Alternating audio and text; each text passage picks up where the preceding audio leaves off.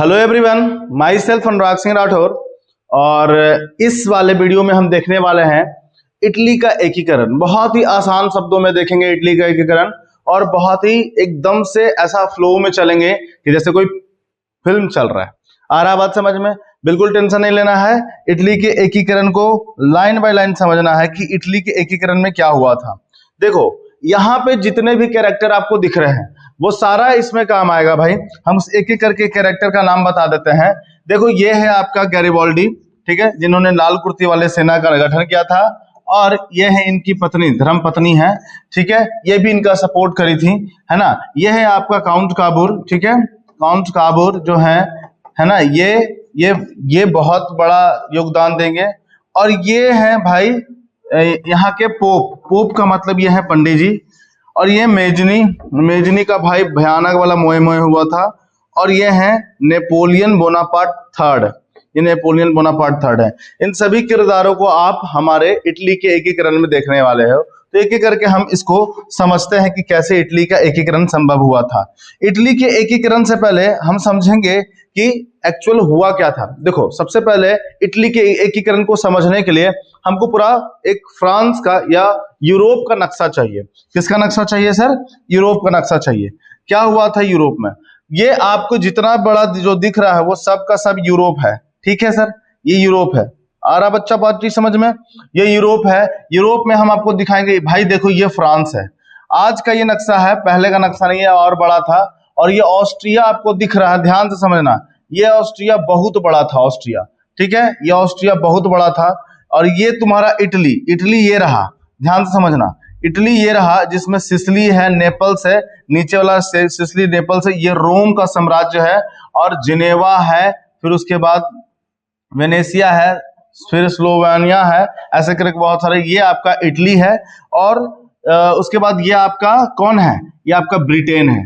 तो और ये आपका आज का जर्मनी है, जर्मनी बहुत बड़ा होता था। यहाँ पे प्रशिया हुआ करता था, और फिर पोलैंड, प्रशिया, पोलैंड, और उधर आपका बेलारूस है, उधर फिर आपका रसिया है। आ रहा समझ में? ठीक है, अब आगे समझते हैं कि इटली का एकीकरण। तो इटली का एकीकरण का मतलब क्या होगा? इटली जो था कई पार्टों में डिवाइडेड था, ठीक है, इटली कई पार्टों में डिवाइडेड था। जैसे हम आपको बता दें, भारत एक बहुत बड़ा साम्राज्य होते हुए भी कई सारे राजाओं के बीच में बटा हुआ था, उसी तरीके से इटली में भी बहुत सारे ऐसे राजा महाराजा थे, उनका भी साम्राज्य हुआ करता था। इसी वजह से इटली जो था वो बटा हुआ था। देखो, इटली के एकीकरण में गलती से ही सही, लेकिन नेपोलियन का योगदान बहुत बड़ा रहा है। नेपोलियन, ये नेपोलियन है, नेपोलियन तृतीय नहीं है, ये नेपोलियन बोनापार्ट है, नेपोलियन बोनापार्ट तृतीय नहीं है। नेपोलियन किनके साथ युद्ध करा था आपको पता होगा? प्रशिया के साथ, है ना, ऑस्ट्रिया के साथ, प्रशिया के साथ, रसिया के साथ, और ब्रिटेन के साथ। यानी इसने प्राग के साथ मिलकर के क्या करा था? युद्ध करा था। तो ये सब मिलकर के बेचारा अकेले नेपोलियन को मारे थे। और नेपोलियन का कब्जा कहाँ कहाँ था आपको पता होगा कि नेपोलियन अपना साम्राज्य कहाँ फैला लिया था? तो नेपोलियन अपना साम्राज्य पूरा जर्मनी में फैला लिया था, पूरा इटली को अपने कब्जे में ले लिया था, ये पूरा इटली को अपने कब्जे में ले लिया था। और इससे किसको डर हो गया था? तो ऑस्ट्रिया को इससे डर हो गया था। इसका बगल का साम्राज्य प्रशिया को डर हो गया था, रसिया को डर सताने लग गया था, और ब्रिटेन तो ऊपर था, इसको भी डर सताने लग गया था कि अगर ये इस पूरे साम्राज्य को अपने अधीन में ले लेगा तो फिर हमारा क्या होगा। तो ये सब लोग मिलकर के, ऑस्ट्रिया, प्रशिया और रसिया और ब्रिटेन, ये सब मिलकर के किसको अकेले हरा देता है? नेपोलियन को हरा देता है। कौन से? 1815 में बैटल ऑफ वाटरलू की लड़ाई में बेचारा नेपोलियन जो है वो हार जाता है। सब अकेले पटक के, सब लोग मिल करके अकेले मारेगा एकरा, तो ये हारबे ना करेगा बाबू, तो ये हार जाता है। बात समझ में आ रहा है? अब उसके बाद 1815 के बाद गद्दी पे कौन बैठता है? तो आपको पता होगा कि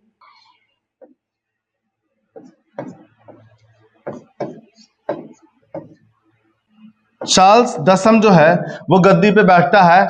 और उस समय में जो ऑस्ट्रिया का जो चांसलर था, यानी ऑस्ट्रिया का जो प्रधानमंत्री था, वो ड्यूक मेटरनिक था। कौन था?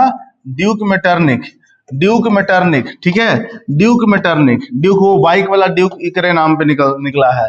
ड्यूक मेटरनिक जब तक रहा है यूरोप में, तब तक कहीं भी राष्ट्रवादी भावना का विकास नहीं होने दिया है। और राष्ट्रवादी भावना का विकास नेपोलियन कर रहा था, इसलिए नेपोलियन को हराया। चार्ल्स दसम 1830 तक रहे और इनको भी गद्दी छोड़ करके भागना पड़ा तब तक। और जब 1815 में, ध्यान देना, जब 1815 में नेपोलियन हारा था तो ऑस्ट्रिया क्या करा था, और इटली पे किसका कब्जा था, नेपोलियन का कब्जा था, और जर्मनी पे किसका कब्जा था, नेपोलियन का कब्जा था। मैंने अभी जस्ट बताया। अब देखो बेटा क्या हुआ था, तो जर्मनी को तो वैसे स्थिर छोड़ दिया, अभी जर्मनी का एकीकरण बाकी वो पढ़ेंगे। और इटली को पे किसका कब्जा हो गया, तो स्लोवाकिया, ये उत्तर वाले पार्ट पे ऑस्ट्रिया का कब्जा हो जाता है और कुछ वाले पार्ट पे फ्रांस का कब्जा हो जाता है। ठीक है, फ्रांस, और बीच में बचा सार्डिनिया और पिडामोंट, अभी हम लोग देखने वाले हैं। तो आपस में सब इटली को बटिया लेता है।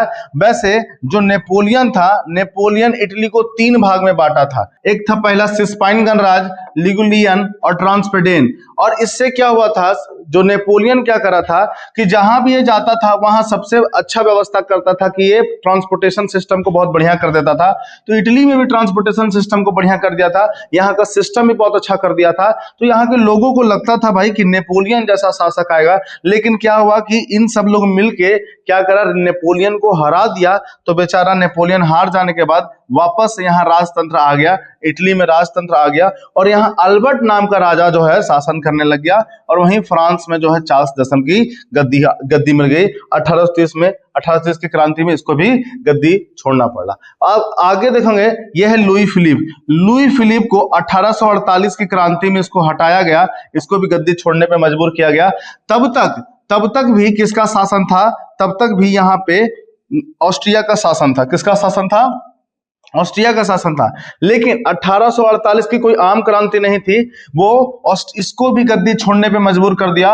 और यहां से मेटरनिक युग का अंत होता है। तो एग्जाम में पूछता है कि मेटरनिक युग का अंत कब हुआ, तो 1848 में। मेटरनिक युग का अंत कब हुआ, 1848 में। तो ये बात तो बिल्कुल समझ में आया। 1848 में लुई फिलिप को भी गद्दी छोड़ना पड़ा, जो कि फ्रांस का शासक था, और ऑस्ट्रिया का जो चांसलर था वो भी गद्दी छोड़ करके भाग गया। तो मेटरनिक युग भी भाग गया। जब तक मेटरनिक रहा 1815 से लेकर के 1848 तक पूरे यूरोप में कहीं भी किसी को भी एक नहीं होने दिया, यानी राष्ट्रवाद नहीं फैलने दिया। ये कौन था, मेटरनिक, यानी विलेन नंबर 1 कौन है पूरे यूरोप का, तो मेटरनिक विलेन नंबर 1 है। अभी भी हम लोग इटली के एकीकरण में नहीं आए हैं। हमको पता है कि इटली कई साम्राज्य में वापस से टुकड़ों में बट गया है, और इटली को एकीकरण करने के लिए अब क्या करना होगा। देखिए मैं आपको बताता हूं, इटली का वो 1815 वाला नक्शा कुछ ऐसा है, आपको बहुत अच्छे से समझ में आएगा। इधर है सार्डिनिया, पिडमोंट, इधर है लोम्बार्डी, वियतनाम, फिर इसके मोडेना, बीच में पेपल स्टेट्स है। इसको ध्यान से देखिएगा बेटा, इसको ध्यान से समझना। पेपल स्टेट्स में यहाँ पे रहेंगे हमारे पंडित जी, ठीक है। अब पंडित जी चाहेंगे कि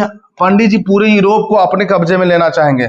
और ये आपका जो है वो आपका है नेपल्स और सिसिली, ऐसे है ना, सिसिली और सिसिली के 2 किंगडम यहाँ पे हैं, है ना।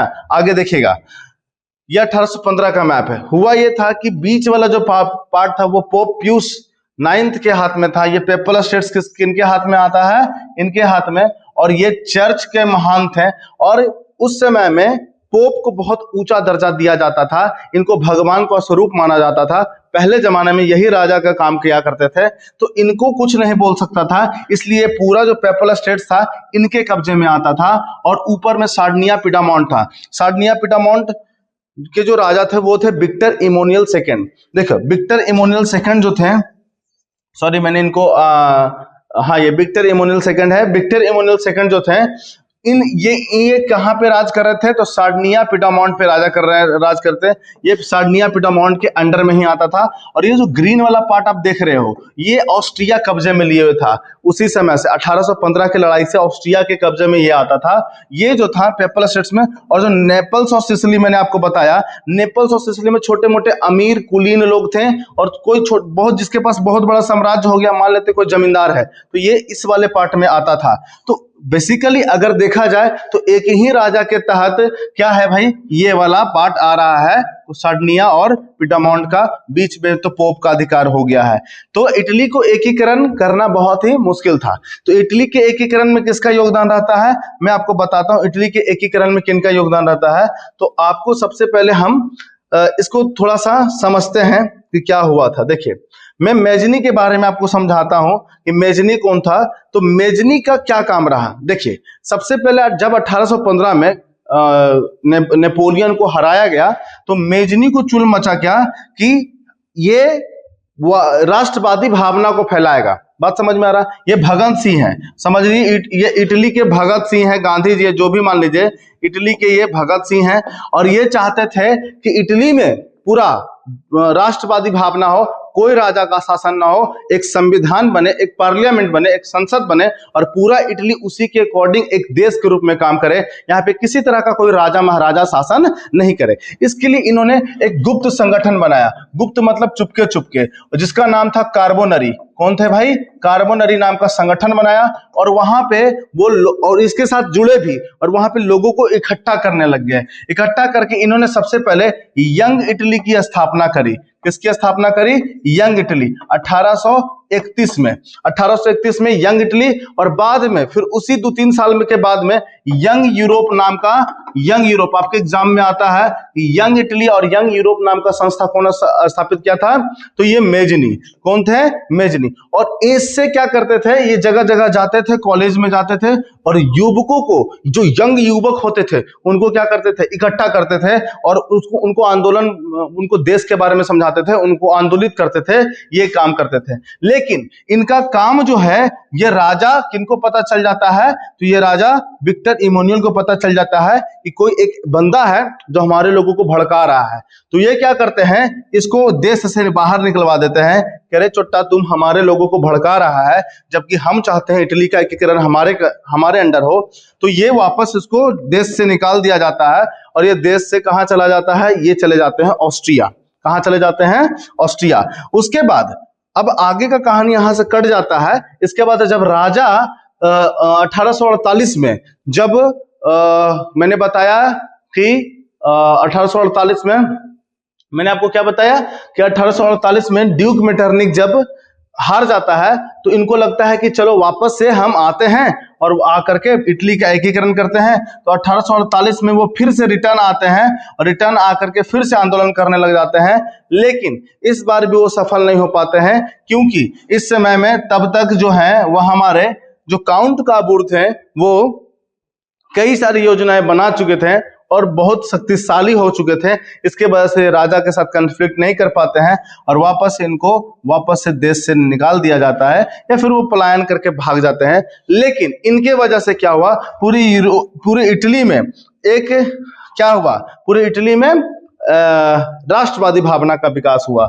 मैं आपको बताया मेजनी का परिचय मैंने आपको बता दिया। इटली से निकाले के हुए यंग इटली मूवमेंट की शुरुआत कैसे की, वापस क्यों आए, वापस 1848 के बाद आते हैं। उसके बाद क्यों नहीं कर पाए यूनिफिकेशन, क्योंकि ये राजा के हाथ में चला गया था। यूनिफिकेशन में मेजनी का योगदान यही था कि ये पूरे इटली में राष्ट्रवादी भावना का विकास फैला दिए और लोग इनसे प्रेरित होकर के एक देश की मांग करने लग गए। जब ये एक देश की मांग करेंगे तो यहाँ के जो राजा होंगे विक्टर इमैनुअल, इनको लगेगा कि अब जो जनता है वो पहले वाली पुरानी जनता नहीं है, ये बुलाएंगे अपने प्रधानमंत्री को। विक्टर इमैनुअल किसको बुलाएंगे? अपने प्रधानमंत्री को। इनका प्रधानमंत्री कौन है?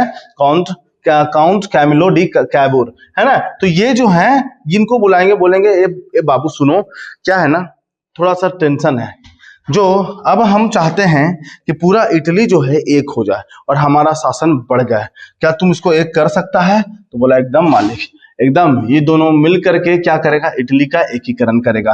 कैसे एकीकरण करेगा बेटा? जो समझते हैं। देखो क्या हुआ, इसको थोड़ा राजनीतिक से समझते हैं। देखो अब यहाँ पे मैं आपको बताता हूँ, इटली पे आपको बताओ, इटली पे कौन से राजा का कब्जा था? तो विक्टर इमैनुअल सेकंड। उसी समय फ्रांस में कौन थे? तो नेपोलियन बोनापार्ट तृतीय। उसके बाद फिर उस समय ऑस्ट्रिया के जो शासक थे वो कौन थे? फ्रांस जोसेफ थे। अब ये जो हैं ये चाहते हैं कि पूरे इटली, जैसे ये सार्डिनिया पिटामोंट पे इनका कब्जा था, बीच में रोम पे पोप का कब्जा था, नेपल्स और सिसिली पे छोटे मोटे राजाओं का कब्जा था, साम्राज्य या अमीर लोगों का कब्जा था। लेकिन अब विक्टर इमैनुअल को लगता है कि नहीं, ये राष्ट्रवादी भावना के विचारधारक थे, ये चाहते थे कि जनता हमारी बात सुने, हम जनता को अपने कब्जे में ले लें। तो जनता को जो मिलेगा, जो चाहे हम जनता को देंगे, लेकिन पहले इटली का एक होना बहुत ज्यादा जरूरी है। अगर ऐसे टुकड़ों में हम बट रहेंगे तो कभी हम एक नहीं हो पाएंगे। तो इन्होंने अपने प्रधानमंत्री को कहा कि देखो कैंट काबोर, क्या है भाई, मामला थोड़ा गड़बड़ है, ऐसा करना है कि हमको पूरे इटली को एक करना है, ठीक है। तो देखो ये मेजनी के बारे में है, 5 नंबर में आएगा आपके एग्जाम में, तो इसको आप स्क्रीनशॉट ले सकते हो, 5 पॉइंट आप लोग लिख देना। मेजनी के बारे में मैंने आपको बता दिया है, ठीक है, इसका स्क्रीनशॉट आप ले लीजिए। क्या है मेजनी का पूरा नाम? जुसेपी मेजनी था, जो इटली का एक महान देशभक्त था और क्रांतिकारी नेता था। वह इटली के एकीकरण में आंदोलन के रूप में काम करा, है ना। 1831 में यंग इटली नाम का एक संगठन का स्थापना करा। उन्होंने लोगों में राष्ट्रवाद, स्वतंत्रता और लोकतंत्र की भावना फैलाई। मेजनी के विचारों और आंदोलन ने आगे चलकर कैबोर और गरिबाल्डी जैसे नेताओं को प्रेरित किया। तो ये सब इटली का योगदान था। 5 पॉइंट लिख दीजिएगा, आपको नंबर पूरा का पूरा मिल जाएगा। चलिए हम लोग अब समझते हैं कि क्या हुआ था। देखिए अब जो है पूरा का पूरा भार किनके हाथ में चला जाता है? काउंट कैमिलो डे काबूर के हाथ में चला जाता है। और इनको अब समझ में ये आ रहा है कि जब तक ऑस्ट्रिया है तब तक हम जो हैं वो इटली को एक नहीं कर पाएंगे। हमको ऑस्ट्रिया का कब्जा कहाँ था? 2 इसके प्रांत पे था। तो ये क्या चाहते हैं, ये कैबूर क्या चाहते हैं कि किसी भी तरह से फ्रांस के साथ क्या कर लिया जाए? संधि कर लिया जाए, फ्रांस को अपने में मिला लिया जाए। और फ्रांस को मिलाने के लिए ये क्या करते हैं? सबसे पहले एक चाल चलते हैं। जब फ्रांस जो है वो प्रसा पे अटैक मार रहा होता है, फ्रांस प्रसा पे जब अटैक मार रहा होता है तो झूठों मूठों को ये अपना सेना भेज देता है, बिना बुलाए बाराती जो होता है, कैबूर जो होता है, फ्रांस के साथ प्रसा पे जाके अटैक मार देता है।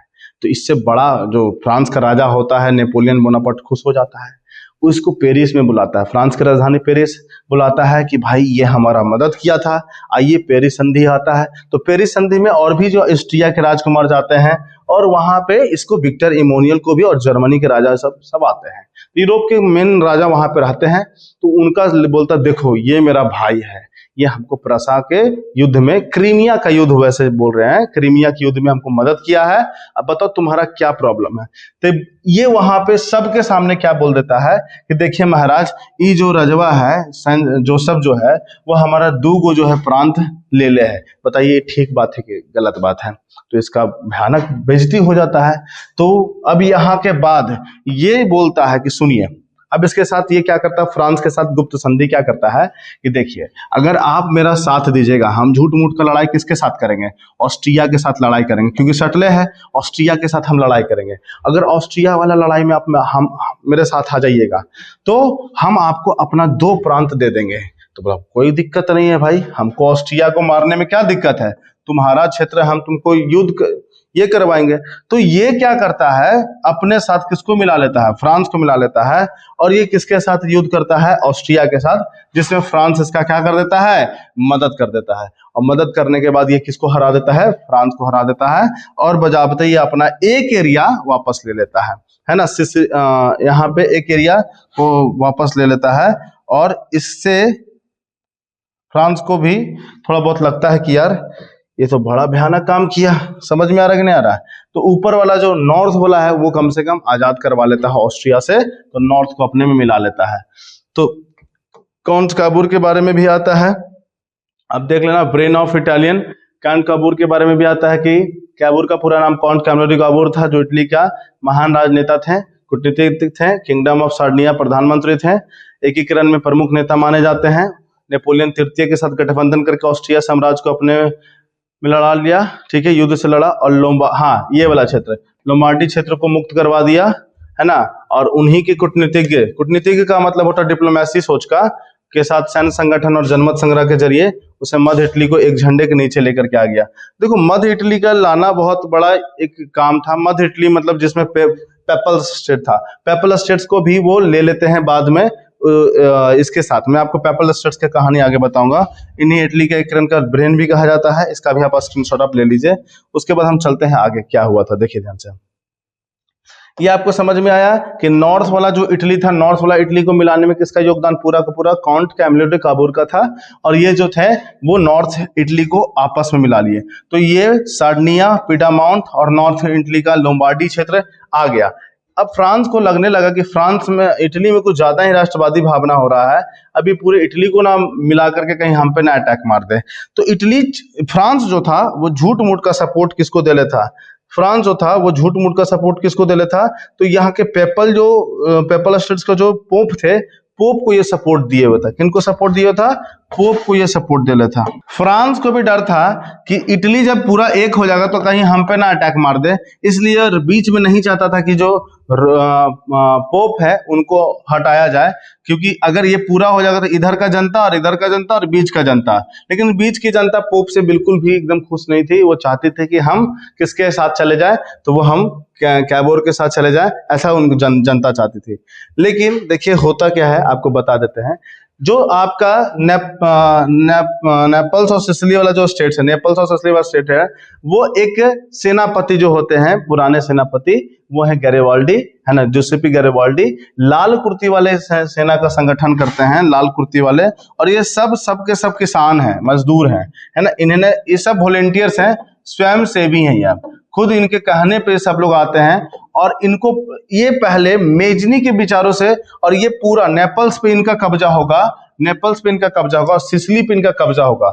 और आपको कहानी पता है कि सार्डिनिया, पिडामाउंट पे और लोम्बार्डी वाले क्षेत्र पे, हाँ, विनातिया वाला क्षेत्र पे अभी भी ऑस्ट्रिया का कब्जा था। और पेपल स्टेट तो किसके हाथ में था, आपको पता है कि वो पोप के हाथ में था। तो ये पूरा वाला ये पूरा वाला क्षेत्र किसके हाथ में आ गया है, तो विक्टर इमैनुअल सेकंड के हाथ में आ चुका है।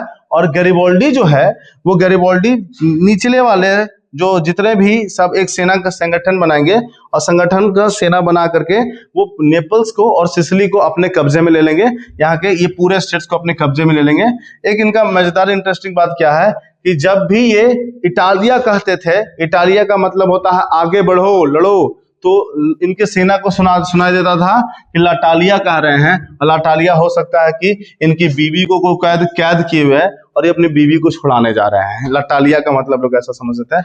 लेकिन इनकी बीवी भी बहुत योगदान करी हैं इनके युद्ध में। और देखो, सबसे पहले जो गैरिबाल्डी थे वो मेजनी से बहुत प्रभावित हैं।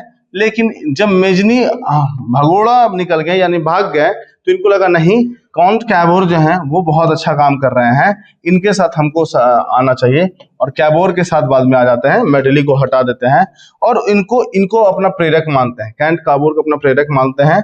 बाद में जब ये पूरे साउथ वाले इटली को जीत जाते हैं, तो ये अपना सारा साम्राज्य किसको दे देते हैं, तो विक्टर इमैनुअल को सौंप करके क्या हो जाते हैं, वहां से अपना खेती बाड़ी में किसान वाला में चले जाते हैं।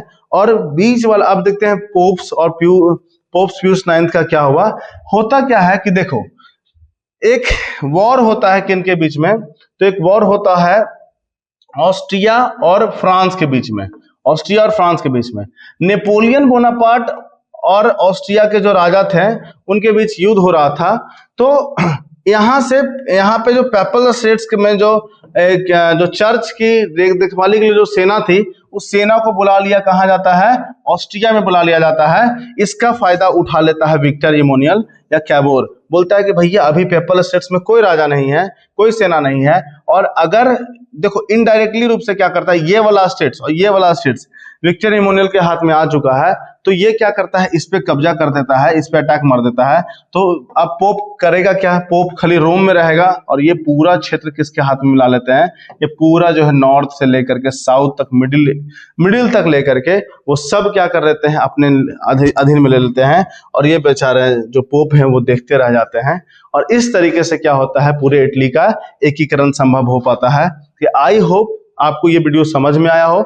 मैं आपको फिर से समझा देता हूं एक छोटे से समरी के फॉर्म में। इटली के एकीकरण में कौन कौन वादा था, तो इटली के एकीकरण में ऑस्ट्रिया सबसे बड़ा वादा था। ऑस्ट्रिया जब ड्यूक मेटरनिक 1848 के बाद में उसका युग खत्म होता है, तो वापस से मेजनी आते हैं और राष्ट्रवादी भावना का विकास करते हैं। मेजनी वैसे पहले भी यंग इटली, यंग यूरोप जैसे संस्था का स्थापना करके पूरे यूरोप में राष्ट्रवादी भावना को फैला रहे थे, परंतु होता क्या है कि उस समय में जो राजा विक्टर इमोनियल थे वो भी चाहते थे कि पूरे इटली उनके कब्जे में हो, और पोप भी चाहते थे कि पूरे इटली का एकीकरण उनके अधीन में हो। परंतु होता क्या है कि इनकी जो प्रधानमंत्री होते हैं, वो प्रधानमंत्री का नाम क्या है, काउंट कैमिलो दे काबूर। काबूर जो क्या करते हैं, वो फ्रांस को अपने कब्जे में लेकर के ऑस्ट्रिया के साथ युद्ध करते हैं, और ऑस्ट्रिया जो है इसमें हार जाता है। लोमार्डी क्षेत्र जो होता है वो इटली में मिला लिया जाता है, और जो सार्डिनिया, पिटामोंट है और लोम्बार्डी है वो पूरे नॉर्दर्न इटली को आपस में मिला लेता है। उसके बाद फिर साउथ में क्या होता है, गैरिबाल्डी खुद स्वयं सेवा का गठन करके, लाल सेना वाली कुर्ती का गठन करके वो क्या करते हैं, एक युद्ध लड़ते हैं और पूरे साउथ वाले इटली को अपने कब्जे में ले लेते हैं, और वो चाहते हैं कि ये पूरा का पूरा साम्राज्य हम विक्टर इमोनियल सेकंड को दे दें, और वो विक्टर इमोनियल सेकंड को वापस से दे देते हैं। तो नॉर्थ और साउथ जो है एक हो गया, बीच में बचता है पेपल्स स्टेट। पेपल स्टेट्स में क्या होता है कि ऑस्ट्रिया का युद्ध फिर से फ्रांस के साथ होता है, लेकिन इस बार सेना क्या हो जाता है, पेपल स्टेट्स के साथ हटा लिया जाता है, और वापस से क्या होता है कि इसका फायदा उठा करके कैन काबूर अपनी सेना भेज देते हैं पेपल स्टेट्स में, और पेपल स्टेट्स को भी अपने कब्जे में ले लेते हैं, और इस प्रकार से पूरे इटली का एकीकरण होता है। आई होप बेटा आपको सारा समझ में आया होगा। अगर समझ में आया हो तो एग्जाम में अच्छे से लिख के लाना, और पूरे कहानी फॉर्म में इसको लिख लेना, ठीक है। Thank you so much. जय हिंद, जय भारत।